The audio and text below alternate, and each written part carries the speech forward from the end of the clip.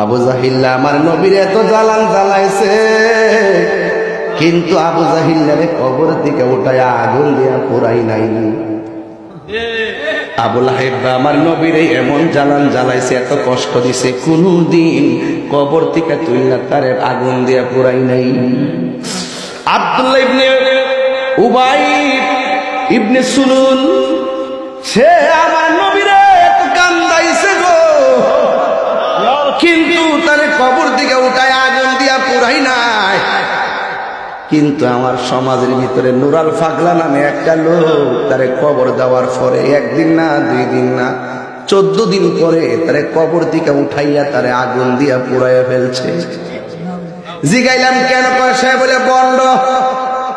আরে বা জিন্দা বেলা জিন্দা থাকলে তুমি তারে লইয়া শরীয়তের ফায়সালা করতা, মামলা কইরা তারে জেলখানায় ঢুকাইতা।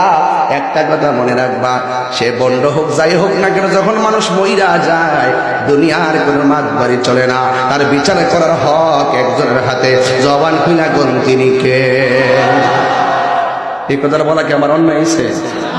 এখন অনেকে আমাকে মিছিল করে, আমি কইলাম কি লেগে আমি আগুনটা লাগাইছি। আরে বাট আমি তো কথা দিয়ে আগুন লাগাইছি, তুই তো সরাসরি সোলার আগুন লাগাইছি মরা লাশের উপরে। আরে না ভগবান করলে কি দেখাইলি, কি দেখাইলি পৃথিবীতে? সৌদি আরব থেকে পর্যন্ত, এটা আমেরিকা থেকে বিবিসি পর্যন্ত ইংলিশে ট্রান্সলেট করে পর্যন্ত এখন ছাড়তেছে। এটা কি আমার দেশের কলঙ্ক হচ্ছে না? এটা কি আমাদের মুসলমানদের কলঙ্ক হচ্ছে না? এরপর এটাকে সমর্থন করে কনা ভণ্ডকে ঘুরাই দিছি। আরে পাড়া বন্ড হোক জিরেই হোক, অন্তর খবর জানে গেল। সে যখন জিন্দা ছিল তখন তুমি তারা কই জানে কিনলেন। এখন দেখছি ওই তার ভক্ত মুরিদানে এদেরকেও তারা মারা শুরু করছে। এগুলো ভালো সংস্কৃতি না রে ভাই। আমার দৃষ্টিতে আপনি তো বন্ধ, আপনি মরলে কি কবর থেকে তুললেন নামের ফিরলাম।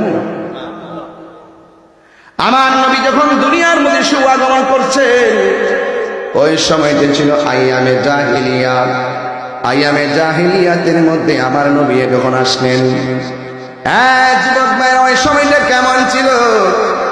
ছেলে মায়ের কাছে গিয়ে বসতেন, অথবা মা ছেলের সঙ্গে অবাধ মেলামেশা করতেন। আর কন্যা সন্তান হলে কন্যাটারে জীবন্ত কবর দিয়ে ফেলতো। এমন একটা সময় আমার নবী দুনিয়াতে এসেছেন। বুঝলি তো, 500 বছর নবী নাই, সমাজটা কত কঠিন হয়ে রয়েছে। কথা কন ঠিক না? ঠিক বলেন। 500 বছর পর্যন্ত নবী নাই।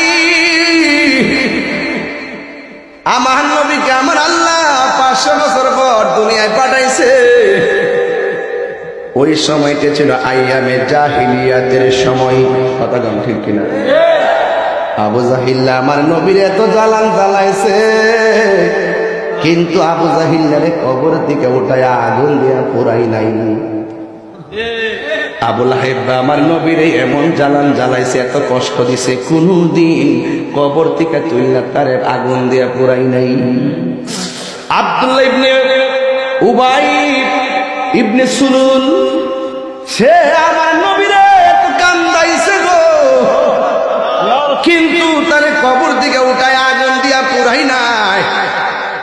কিন্তু আমার সমাজের ভিতরে নুরাল ফাগলা নামে একটা লোক, তারে কবর দেওয়ার পরে একদিন না 2 দিন না 14 দিন পরে তারে কবর থেকে উঠাইয়া তারে আগুন দিয়া পুড়াইয়া ফেলছে। জিগাইলাম কেন? কয় সে বলে বন্ড। আরে বা জিন্দা বেলা জিন্দা থাকলে তুমি তারে লইয়া শরীয়তের ফায়সালা করতা, মামলা কইরা তারে জেলখানায় ঢুকাইতা। একটা কথা মনে রাখবা, সে বন্ড হোক যাই হোক না কেন, যখন মানুষ মইরা যায় দুনিয়ার কোনো মাতবাড়ি চলে না, তার বিচার করার হক একজনের হাতে। জবান খুইনা গুন তিনি কে? এই কথাটা বলা কি আমার অন্যায় হয়েছে? এখন অনেকে আমাকে মিছিল করে, আমি কইলাম কি লেগে আমি আগুনটা লাগাইছি। আরে বাট আমি তো কথা দিয়ে আগুন লাগাইছি, তুই তো সরাসরি সোলার আগুন লাগাইছি মরা লাশের উপরে। আরে না ভগবান করলে কি দেখাইলি, কি দেখাইলি পৃথিবীতে? সৌদি আরব থেকে পর্যন্ত, এটা আমেরিকা থেকে বিবিসি পর্যন্ত ইংলিশে ট্রান্সলেট করে পর্যন্ত এখন ছাড়তেছে। এটা কি আমার দেশের কলঙ্ক হচ্ছে না? এটা কি আমাদের মুসলমানদের কলঙ্ক হচ্ছে না? এরপর এটাকে সমর্থন করে কনা ভণ্ডকে ঘুরাই দিছি। আরে পাড়া বন্ড হোক জিরেই হোক, অন্তর খবর জানে গেল। সে যখন জিন্দা ছিল তখন তুমি তারা কই জানে কিনলেন। এখন দেখছি ওই তার ভক্ত মুরিদানে এদেরকেও তারা মারা শুরু করছে। এগুলো ভালো সংস্কৃতি না রে ভাই। আমার দৃষ্টিতে আপনি তো বন্ধ। আপনি মরলে কি কবর থেকে তুললাই নামের ফিরলাম